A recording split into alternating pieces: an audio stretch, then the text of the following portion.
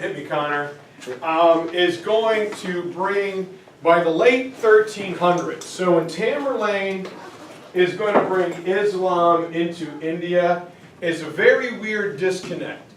As Tamerlane leaves the Middle East, or the Mongols leave the Middle East and head back to Southeast Asia, in Europe at the exact same time is the Renaissance. So when Europe is, coming back to life, Tamerlane leaves his wake of pestilence and death across the southern part of Asia, going from, Iran to Iraq, Afghanistan, what is today Pakistan and India. Over in the American world, the 1300s is like the high point of the Aztec and the Incan civilizations. And Tamerlane's descendants are going to start the Delhi Sultanate. In the northern part of India, up on the well-watered plains, we're going to get a new sultan. So Islam at this time is going to have a sultan in like India, one in the Middle East, and then one in like North Africa, as far away over as Spain. So there is just not one caliph or sultan, but there are three of them. And here is where India becomes just a really tough spot, because traditional thousands-of-year-old Hinduism is going to intermix with new Islam. And the problem is the two really don't mix. Hinduism goes back to the River Valley civilizations in, Islam is 700 years old. Hindu is polytheistic, Islam is monotheistic. In the Islamic world, everybody is equal, and in India, there's the very rigid caste system. So this is like taking a square peg and putting it into a round hole. It is a very, very, very tough mixture. That's the way things are going to develop for a long time until we get to modern India. And it's at this time that we get the three great gunpowder empires. We're going to have three regional Islamic empires stacked up, going from North Africa all the way almost to the Pacific Ocean. The first one is going to be the Ottomans in Turkey. The Seljuks are going to become the great Ottoman Empire, and they're going to last for quite a long time, from 1299, say 1300, all the way to the end of World War I. A 600-year-long dynasty. It is and they're called the Gunpowder Empires because all of them come to power with the use of gunpowder. And here is the, under Mehmed II, the Ottomans are finally able to capture Constantinople, who has been resisting Islam since practically Muhammad. It's been a long time, but they finally capture the city and they rename it Istanbul. It is no longer Constantinople. The Ottomans are also going to be part of what we know as the Age of Absolutism, where you have these larger-than-life absolute monarchs with complete and total authority, and they are going to exist because of divine right. Either God or Allah or the gods wanted them to be in charge. And Suleiman the Magnificent is going to be the big guy here. And because the Ottomans have captured Constantinople, they begin to have trading contact with Italy, some of the Italian trading states. So the Silk Road is open in this area. And Suleiman, like all the absolute monarchs, want a very small, manageable bureaucracy. They want to be hands-on. I can't meet with 25 or 50 people a day. Yes, Connor? Were they called the Gunpowder Empires because they like traded? Or they No, because they used gunpowder. Their army, yeah. Cannons mostly, so yeah. and they're able to devastate smaller armies around them. At this time, the Ottomans are on par, if not stronger, than any army in Europe, but when the Industrial Revolution happens, all that changes. Good question. Suleiman is going to equate everything to your military rank. The higher your military rank, you know, captain, major, colonel, the more responsibility you had, the more rights and privileges, but also the more responsibility. Suleiman expected his officers to behave better, to be the ultimate role models, because they were supposed to know better. All right, I give you responsibility. It's the Spider-Man philosophy. With great power comes great responsibility. Use it wisely. If not, there's going to be a heavy price to pay.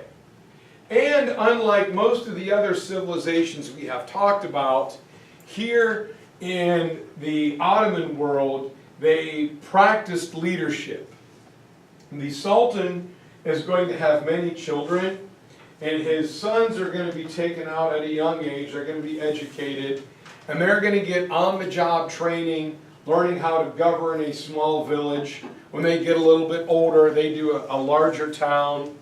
When they're adults, they get to govern a city. So when the Sultan is about to die or he's on his way out, it is the practice of fratricide or survivor. You have to outwit, outplay, outlast all of your brothers by either luring them into traps, outright murdering them, or assassinating them. And the last guy standing is chosen by Allah, so he is now the Sultan.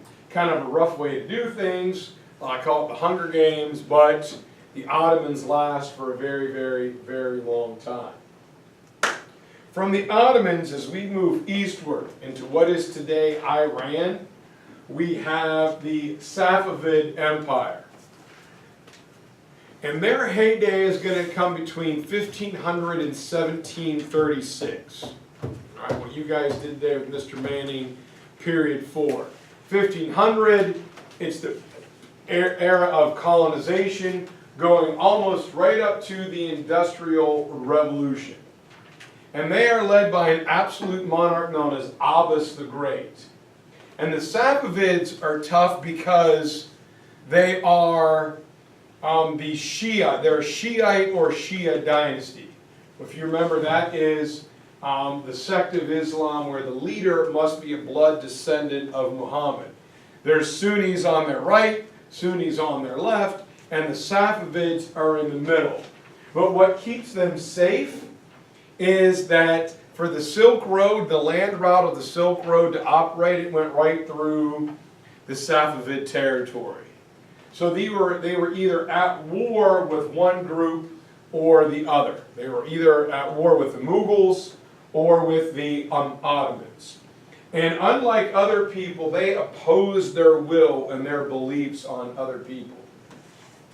In the other empires, there were other religions, Hinduism in India, Eastern Orthodox and Coptic Christianity in the Ottoman world, but in the Safavid world, you were Muslim or else.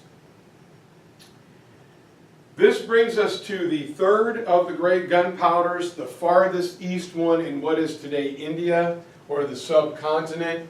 We get the great Mughal dynasty. This is the one that will be descended from Tamerlane, and they are remembered by their great absolute monarch, Akbar the Great. And Akbar is a conqueror. It's kind of what you do. But also he rules, he's the one guy at the time that was different than everyone else. He ruled through religious tolerance. He will marry a Hindu princess to kind of, bring the two opposing religious groups together. He will appoint Hindus to high offices. And what makes him really special is that he brings in Christian monks and Buddhist monks and Hebrew rabbi. And he says, well, let's look around at this. Hebrews have this thing called the Ten Commandments. And if you look at Mahariva in Hinduism, you know, don't lie, don't steal, don't kill. Those are kind of the same things in this Buddhist Eightfold Path thing, right speech, right thought, right understanding. So let's look more at what we have in common, more of what unites us than what separates us. Speaking of that, does anybody want to do a religion and philosophy review, or you guys feel you got that? Trying to interpret that. Justin. What would that? We do like Hinduism, Buddhism, Islam, Christianity, Confucianism, legalism, Taoism, Socrates, Plato, Aristotle, that stuff. I think you are good. Okay. All right. So what do you guys, after this, clearly we're going to do Africa. You guys want to do religion? Anybody want to do like trade routes, anything? What else are you guys thinking about? We go over like the from like Korea to Japan. You guys want to do Japan and Korea? Okay, all right. That's what we'll do. Tuesday we'll do whatever we don't finish today, and we can do the religion. Then we can do, what else did I, trade routes, and then we can do Korea and Japan. By then it's Thursday, we can start to look at writing and see what else you guys need along with the 20th century stuff. So again, start prepping pens, pencils, your watch, water, meds. Next week, especially next Wednesday, I want you to think about world history. And I saw many of you have them, but if you need an answer key to one of the practice tests, they're up there. So anyway, so, all right, moving on. I thought we were moving on, but clearly we are not. All right. Colonization and decolonization. We're going to do these kind of fast. Just like the colonization we've been talking about in China, in India, in Africa, it is the same in the Middle East. We're going to grab areas and we are going to carve out spheres of influence, mainly for a strategy, to keep an eye on each other, but then an essential product for industrialization is going to be discovered, known as oil. And so the European countries are going to just carve up the Middle East in order to get oil. Now this is going to be the earliest place where we begin to see decolonization. After World War II, there is a movement known as Pan-Arabism in the 1950s and 60s. The people of the Middle East realize how important they are because they have oil. So Western countries had taken it over, but especially England is in trouble. And for whatever reason, they're going to begin to make maps, and they take 4 different groups of people who can't stand each other and say, oh, you are going to live in this new country we're going to call Iraq. Iraq, all right? And it's not going to work out so much. The borders are going to be made by the Europeans. They're going to redraw territorial boundaries in the Middle East, kind of very similar to what they did in Africa at the Berlin Conference. So we're going to have a volatile mixture of necessary oil. We're going to have Arab nationalism. We want to be our own nations. Why did you take 4 groups of people who hate each other and stick them in, Shias, Sunnis, Kurds in Iraq? And there's going to be the Cold War. The United States and the Soviet Union are vying for everybody's attention to divide up those countries, either pro-democracy or pro-communist. So, the Arab countries want to stick together, but the Fahd family of Saudi Arabia, they're still in power today, realize that they've got a bunch of oil. And so does the tiny country to their south known as Kuwait. And they said, hey, this Pan-Arabism thing is cool, but if the Western countries will back our monarchies, and we promise not to become communist, will you buy our oil and we promise to sell it to you really cheap? Well, what is the United States going to say? Yes. In return, we're going to need some weapons and advisors, and if we ever get into trouble, we're going to need you guys to come in and bail us out. And we said, well, for a gallon of gas for 78 cents, heck yeah, man, turn us loose. We'll come over and do it. And Saudi Arabia and Kuwait take a lot of heat because they break up what they call Arab unity. And this will create what is known as OPEC, the Organization of Petroleum Exporting States. A group of major oil producers get together and they say, hey, we are going to regulate the price of oil, how much we are going to produce a day and how much we are going to sell it for. And this is going to cause a big problem. The OPEC countries are going to get better infrastructure, they're going to get better roads, better schools, better technology, and so they will stand out and be very, very rich Arabic countries. Some of the smaller countries sit on oil, so they become really rich, and some of the big countries, big in terms of space, don't have any. So you start to get a strata of rich Arabic countries and poor Arabic countries. There is a big social divide over oil. Plus, add in this are going to be the differences between Shiite and Sunni. There's still Saudi Arabia, all right, very hardcore and orthodox. Some of these other countries a little bit more liberal. There is the oil crisis of the 1970s when the OPEC countries stopped shipping oil to the West because of backing for the country of Israel.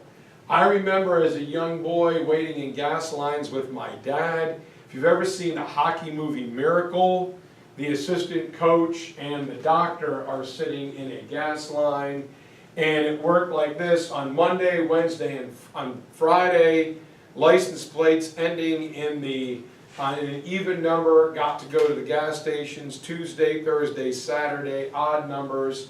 It lasted for quite a while, and the OPEC countries thought they could break the West. The entire global economy began to collapse and shut down, and they're like, oh, this was not a really good idea, so would you like to buy our oil? Egypt, even though it's in North Africa, is going to be a leader in the modern Arab world under their leadership of General Abdul Nasser, and Egypt becomes like a modern country, Cairo, Alexandria, shipping, education. Well, everyone else is kind of left behind. This is going to eventually lead him to briefly flirting with being a Soviet ally. The Soviets thought they were going to claim Egypt, but things are going to get a little help there. There are several attacks by Nasser on Israel in 1956 and 1967, the famous Six-Day War. The common rule of thumb is, if you haven't watched this YouTube yet, if you attack me and I beat you, what happens? You attack me, I've defended myself. Now to make sure you don't attack me again, what do I get to do? Pay reparations. I get to take some of your land. All right, I'm going to have a buffer between myself and you so I can see you coming, like the Sinai Peninsula. So Egypt takes a beating several times, and finally Anwar Sadat, Prime Minister Anwar Sadat, is going to seek a truce with Israel, the first Arabic country to do so. If you look straight behind Catherine, I have a picture of the famous Camp David peace accords, where President Jimmy Carter brokers a peace between Israel and Egypt. As a result, Egypt will become more democratic West, and they are the first country, Arabic country, to recognize the existence of the nation of Israel. So everybody got that? Mr. Stowe, we haven't got to in class yet. Justin. So Anwar Sadat was Israel's prime minister? He was the Prime Minister of Egypt. Yeah. All right. You guys ready? And boom. And this is not working at all, so we'll do it manually. All right. So this is going to bring us to Iran, which is a Shiite country. Now Iran, after the war, is going to be United States-backed ally. And we put this guy, we're just going to call him the Shah of Iran. And decolonization, we'll see in class tomorrow, follows this theme. The Soviet Union and the United States are going to put a guy in charge. Those guys, whether they're in the Middle East, whether they're in South America, whether they're in Africa, are going to be widely corrupt, right? They can do whatever they want and get rich because they've got powerful backers.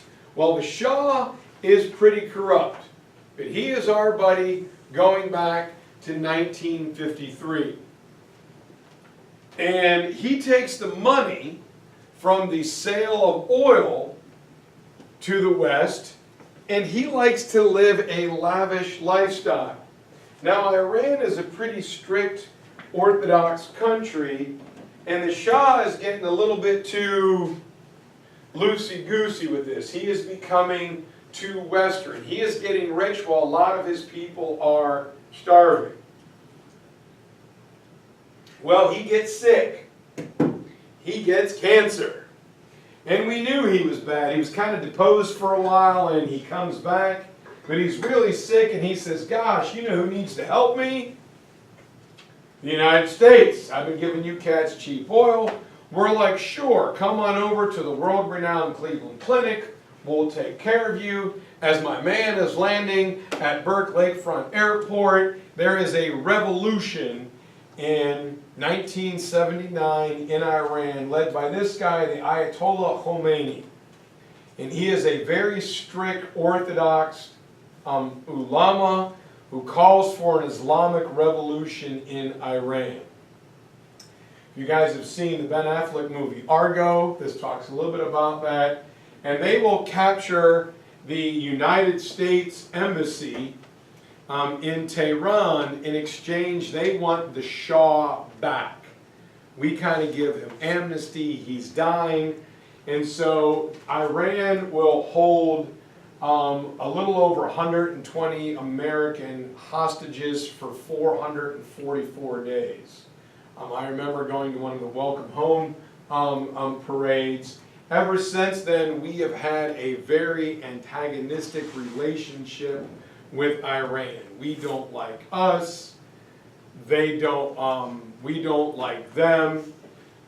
You know, in the morning they yell like "Death to America" and all these things. Are they nuclear capable? It's just a very tense relationship. Problem is, everybody else around the Middle East doesn't like Iran either. And even more than America, the Ayatollah hated the existence of the country of Israel. So throughout the 1980s, there was a major war between Iran and Iraq. Being good Americans, what do? Get in there. No, we back both sides, trying to make the winner our friends, you know. All right. Like, woo, yay, Saddam Hussein. Ooh, Ayatollah. Okay, who's winning? Very interesting stuff. By 1980, because they are a theocratic entity, a very strict fundamentalist Islamic belief system, they're kind of a destabilizing force in the region. Iran scares a lot of people. In Israel, Lebanon, we're going to have the creation of what is known as the PLO, the Palestinian Liberation Organization wanting Lebanon to be, to get the rights and privileges and better acceptance by Israel. It will be created by this guy, Yasser Arafat, in 1968. And Lebanon is going to shock the world in 1972 by hijacking a plane at the Olympics, killing several Jewish Israeli competitors. And there will be a state of armed truce or combat between Israel and the PLO almost up to the current day. And the PLO will institute a thing known as the intifada, which is having young teenagers, guys your age, will throw rocks and scream and shoot and yell at Israelis as the people of Lebanon, no education, bad housing, feel encroached upon by Israel. So there's a state of tension there to this day. Now, I can't believe it's 15 years ago now, there's the famous roadmap to peace where President Bush said, okay, let's start trying to figure this whole thing out, and some secret peace talks in Oslo that began to happen with the death of Yasser Arafat. But as we know, tensions still are running high to this day. Ready? And last but not least, this stuff you guys know about, the Soviet Union, to try and get a presence in the region, decided for whatever reason they were going to invade Afghanistan. Afghanistan, they thought, would help get them a presence in southern Asia, maybe to the Indian Ocean, maybe get an oil field. I don't really know what the Soviets were thinking. Being good Americans and the containment policy, those dirty stinking commies are not going to get Afghanistan. So we funded the Mujahideen, the Afghani freedom fighters, which everybody from the Northern Alliance to guys who would become the Taliban to get rid of the silly commies. And all it would have taken is about $4 or $5 million to build a school and some switching pumps for water and electricity, and it would have cost $5 million. And once the Soviets were gone, we're like, nah, we pumped millions and millions of dollars in there. 5 more would have solved the problem. And so by the 90s, Afghanistan has become super hardcore conservative. The Taliban regime took over, destroying everything Western, coming back with things like Al-Qaeda and ISIS, leading to the September 11th attacks on New York City. In between all of that, Saddam Hussein loses his mind. He attacks Kuwait, and when he gets Kuwait, what is next on the block? Saudi Arabia. What does Saudi Arabia tell the United States? What have you guys got to do? Come in and help. And so I can tell you, it was a lot of fun destroying Saddam Hussein in less than 100 hours. 5th largest army in the world. It was kind of, not that it was fun, I don't want to get, but it was a beatdown of epic proportions. We didn't finish him off, so we had to go back for Persian Gulf round 2, ending with the raid on Osama bin Laden of a few years ago. So that is everything that I can think of about the Middle East, from Islam to current politics, that we can possibly do. Any questions? Negative? You guys are sure? All right, let me leave that up there. That's a lot. Modern stuff, if there's a decolonization thing, not a whole lot of the modern stuff, because I think the AP guys don't want to be offensive asking a question about the Iranian, revolution, but you never know. So next we're going to go to Africa. Whoops. Where did that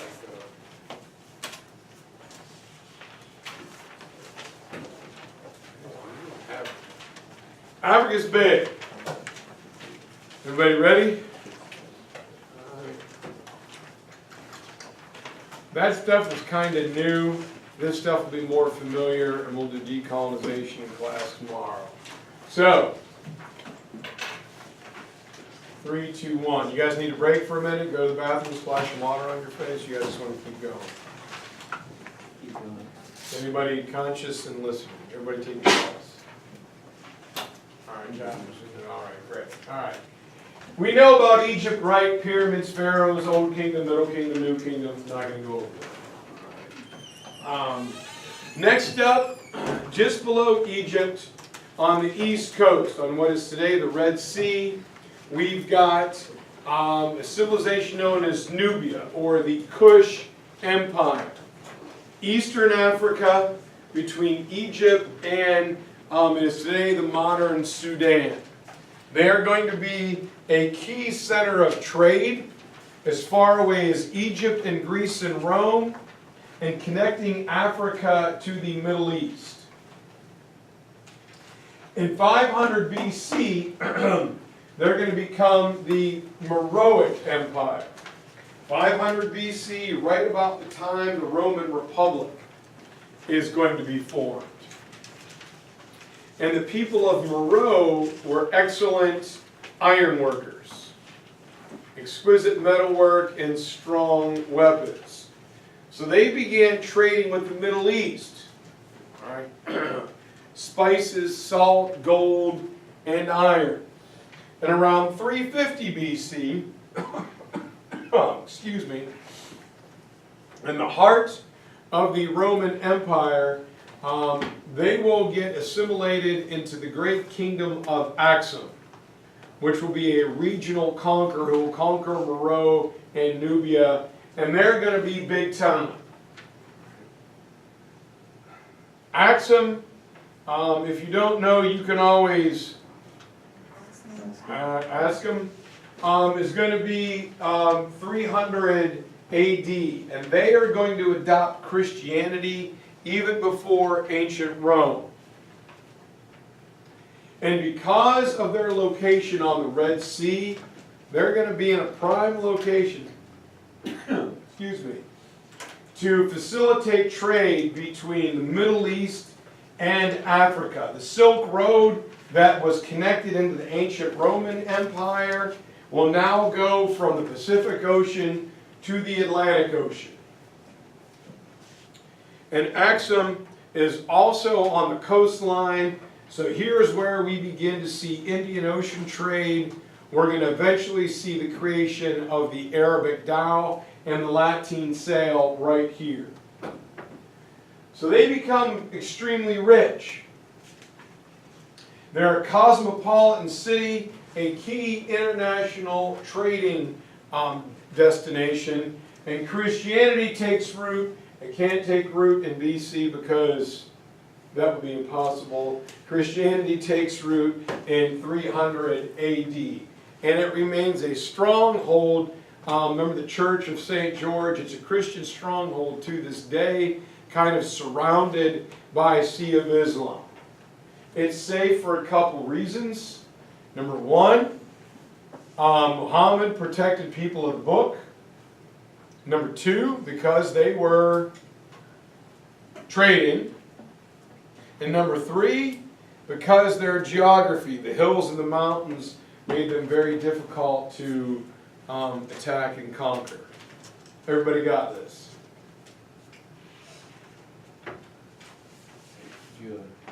Did you repeat that? They remain, Muhammad protected people of the book, one. Two, they facilitated trade. And three, part of their territory is very heavy mountainous geography, so they were difficult to attack and invade. So Islam didn't really bother. This is going to bring in the idea of the entire continent of Africa, which is huge. Right? a fifth, 20% of the landmass in the world. You might not need to copy all that down. Just know that it is geographically diverse, right? With mountains and deserts and rainforests and jungles and those Simba and Nala, pride lands. And so there's many obstacles to movement and not a lot of deep water ports for ships to enter. So Africa is going to develop regionally, but it's got a ton of natural resources, from gold to salt, copper, animals, you name it, iron. Africa has it. And so, since it's not going to be bothered for thousands of years, we get the famous migrations. And migrations means plural, especially the great Bantu migration, which is going to start, if you envision Africa as the human torso, down by the rib cage. And the Bantu people are going to move, starting around 500 BC, towards the center of the country, or 1500 BC, excuse me. And along the way, they're going to spread cultural diffusion. They're going to spread how they, their different grazing and animal, they were shepherds, farmers, and they are also good iron workers. Yes, sir? What's a piece of contact for 1500 BC? 1500 BC, piece of contact. That would be the beginning of the new kingdom in Egypt. Right, so like Ramses, Hatshepsut, and all those guys. As the Bantus begin to move, they also spread their language. It is a root dialect, much like Latin is for European languages. They move south to the center, moving east and south, getting all the way down to the southern tip of Africa. So a third of the people of Africa today speak a Bantu root language, but it took 1,000 years. It wasn't one steady migration. They would move, then stop. A couple hundred years later, move a little bit again, stop, move a little bit again. So it was steady over 1,000 years. As they moved inland, they displaced or absorbed everybody that they encountered because they were very powerful. Well, the Bantu are moving, east and south. On the east coast of Africa, we have a secondary migration of people who speak the language of Swahili. Asante sana, everyone. And this root language will go up and down the east coast of Africa. It'll be a combination of African and Arabic, because people from the Middle East are coming over to trade. We good so far? All right. So, next, we're going to swing over across the widest part of Africa, and we're going to get the great West African empires, Ghana, Sali, and Longhai. And Ghana is going to start in the 400s, right around the time Rome is collapsing. Rome is up here, they control part of North Africa. Ghana is just below that in the shoulder socket of Africa. By 800, right, this is the fall of Rome and the heart of the Dark Ages of Europe. Over in the American world, have a good day, Kaylin. Over in the American world is the Mayas, and it's during the birth and the spread of Islam is when all this is going down. The, Ghana is going, oh, did I say Rome? Yeah, okay, follow Rome. Ghana's become a major regional trade empire because they controlled the north and the south and the east-west trade routes.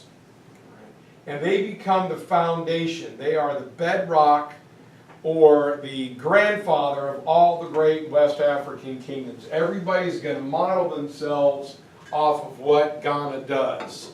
So when Africa gets into trouble, they say, hey, what are we gonna do? Yes, all right. Okay, a little bit. All right, let's see if I can get it in there. All right. Now, they're very strange, not strange, but I don't want to say strange, it's a terrible way to say that. Sorry, people of Ghana. The king was seen as blessed by the gods. So while other kings and emperors were off in their palace, cut off from their people, the king of Ghana would sit as like a chief judge. And his peasants would come and bring questions or disputes, and the king would rule over them. So the average everyday Joe had a lot of direct contact with the king of Ghana. And because the most important goddess was a woman, when the king died, his son didn't become the king. It was the son of his closest female relative, other than his wife or his mom. All right? So his sister's son, his nephew, a cousin. Was it you guys are going like, what about like his grandma? What about his wife? Was that you guys?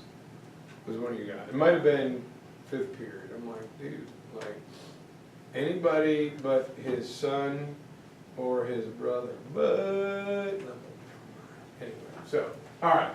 So anyway, Ghana is going to be like a miniature Rome or the Aztecs. They're going to take tribute from smaller tribes. All right? We're going to conquer you and we're going to exact a tribute. Mostly things that are traded. Sugar was big time. Things always taste better with sugar on it. And the banana, a rich in protein. Matt, gee, what's going on today, man? You're freaking me. I'm still laughing about Monghai. About what? Like we said, Sali and Monghai. Oh, did I? Oh. Well, that was the mystical civilization that few people know about. But since you picked up on it, Matt, I'll tell you about Sali and Monghai. So anyway. All right, well, all right. Where's Sydney? All right, anyway. So anyhow, what was I saying? The crop, the banana, is going to come over from Madagascar, rich in protein, and they're going to make a bunch of money off of it. The government, much like the great Han Dynasty, had a monopoly on things that everybody needed, like salt and like copper. People bought this with gold, which West Africa had a lot of. It was money, but also a shiny rock. By 700, as the Muslims are coming across North Africa, getting ready to turn up into Spain, they run into traders on the Trans-Sahara or gold salt trade route. And some of the West Africans will convert, but not many. Instead, they will bend over backwards and make elaborate concessions so they can trade with Islamic merchants, who will be welcomed by the West African kings, and some will even be advisors at the king's court. Not only here in Ghana, but in Songwe and Malhai, or whatever. What did I say again? Sali Sali and Monghai. Also in Sali and Monghai. This is just going to keep, I can't.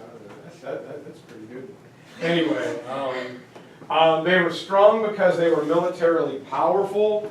Unfortunately, while they were strong in West Africa, they're conquered in 1075 by guys with higher, more powerful weapons-grade technology from the Middle East. Let me go to the next slide. Great. All right. Ghana is going to collapse, 1000. It's right in the heart of the Dark Ages. Ghana will collapse about the time of the start of the Crusades. Well, that is happening. We get the second civilization built right on top the ashes or foundation of Ghana, and that is Mali. And Mali said, well, gee, if it's not broke, don't fix it. What are we, Connor? Gonna do. Gonna do. All right, let's find the good things that Ghana did and keep them going and modify them a little bit. And Mali also had a very strong, solid economy. They kept up again what Ghana did. And they will monopolize the gold trade. No gold came into or out of West Africa without their permission. They also maintained a monopoly on copper and salt. Salt at this time is worth its weight in gold. It's where we get the term salary from. It was the ancient world's refrigerator, all right, where you preserved your fish, your beef, and your, I'm having a stroke, or your chicken. I got so many thoughts running through my brain trying to, am I going too fast? Elena. I just have a quick question. Did Ghana also have a monopoly on the gold trade? Yes, Okay. yeah, they started it. Yeah. But, yeah, so Mali had the same exact monopolies as Ghana. Okay. They will be famous for this giant trendsetter king, the great Sundiata. Now, here's what I'm looking for. Sundiata is a warrior, a great conqueror. Had a really rough childhood, grows up, and he's now a great conqueror. He decides when you're a big-time conqueror and you're powerful, what can you do? Build something big to show off how cool you are. Well, he will build the great fabled city of Timbuktu along the Niger River, the great bend in the Niger River. And it is built on 7 hills exactly like Rome. 4 on the north side of the Niger, 3 on the south side. Like Rome is 4 on the north side of the Tiber and 3 on the south side. Anyway, Timbuktu becomes the Athens, the Constantinople, the Rome of its day. It was this large, cosmopolitan, educated, economic powerhouse in West Africa. Monumental architecture, government buildings, religious buildings, public works. It was like a place, libraries, schools. Everybody wanted to go there. And Mali is a powerful kingdom, but Timbuktu was like the central hub of a bunch of smaller satellite cities, very similar to the ancient Greek city-states. Timbuktu is in the middle, and the rest kind of spiral out around there and take their leadership from Timbuktu. The cities all had a defensive wall like Greece and an acropolis. And the main tribe of Mali were the Malinke people, famous here in the United States, from University of Chicago professor Alex Haley and his story known as Roots. It is here that like Ghana would lease out its agricultural land for people to farm. Mali says, heck with that. That's the good stuff. We're going to make people do the hard labor like growing the sugar cane. So Mali is where the West will get the idea of like southern plantation slavery. Captured people, prisoners of war, it's understood you were going to be a slave down in there getting out the sugar cane. And it is here in Mali, well, there will be a large conversion to Islam around 1100, right at the end of the First Crusade. And that change to Islam is going to slowly affect and change the look and the landscape of the empire. This will be demonstrated by the other great Malian king, Mansa Musa. who we all know goes on his Hajj from Timbuktu to Mecca. He hands out so much gold everywhere he stops to build a school and a mosque and a madrasa. He, in Cairo, will hand out so much gold he'll cause mass inflation for a decade. And while this is cool, it puts Africa back on the European radar, number one. And number two, he brings back a lot of Islamic scholars, artists, architects, and he will, I'm going to invent a word here, Islamize the city. All right, yeah, I'm sure Sarah Palin likes that one, all right. They become his main advisors, and it will have a more Arabic look to it than it does African. The empire will collapse shortly after Mansa Musa's death, because no one has his power and his vision and his charisma. So you guys got one more left in you? All right, finish Songhai and then maybe stop for the day. You guys think you can handle that? All right, did I do this? Yes, all right. Hang on a second. I can't see. Oh, yes, all right, all right. So, this should not say Kingdom of Mali. That's what got me. Yes, sir. What years was Mali around? Mali is around, think of the 1200s, so from like the 1100 up through the Renaissance, getting ready for the age of exploration. Okay. This should be the Kingdom of Songhai, or Songlai, or whatever I called it a few minutes ago, or Songli. Monghai. All right, see, I knew I was screwed up. Anyway, Songhai will last from 1464 to 1591. So from the age of exploration going into the age of absolutism. It's when the Incas and the Aztecs are going to be conquered, when Europe begins to ascend its power. And they are noted for a couple powerful kings. Soni Ali, who is the king of Songhai. And it will be built right upon the ashes of Mali. And Songhai will say, well, what are we, Connor? Gonna do. We'll do the good things that Ghana and Mali did and keep it going. But Soni Ali does not worship Islam. He's a throwback, and he worships the traditional African gods and goddesses. And he wants to make sure he isn't overthrown, so he creates a brand new massive imperial army. Not only does he have soldiers mounted on horseback, but a riverboat flotilla that could ship his men anywhere in the region. So they conquer a massively big empire. West Africa, along the Senegal, the Gambia, and the Niger rivers. But just as he gets going, Soni Ali dies. I think he dies in the same year. Yeah. He starts his conquering, finishes his expansion, and dies. Yeah. Now, he gives way to a guy named Muhammad al-Tari, where Soni worship the traditional African gods. Muhammad is a devout Muslim. And he keeps expanding the empire, but he wants to form a model Islamic state in West Africa. I think my hypothesis is that he was competing with Mansa Musa. Mansa Musa is all anybody talked about. So I got to go bigger than Mansa Musa.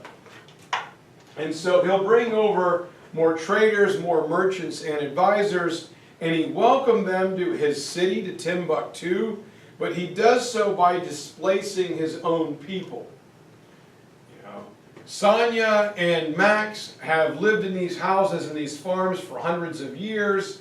My city's going to get bigger. Max and Sonia, sorry, you two are kicked out. I'm going to take your land or give your houses to my new Islamic buddies, and you Shushu go on the outside.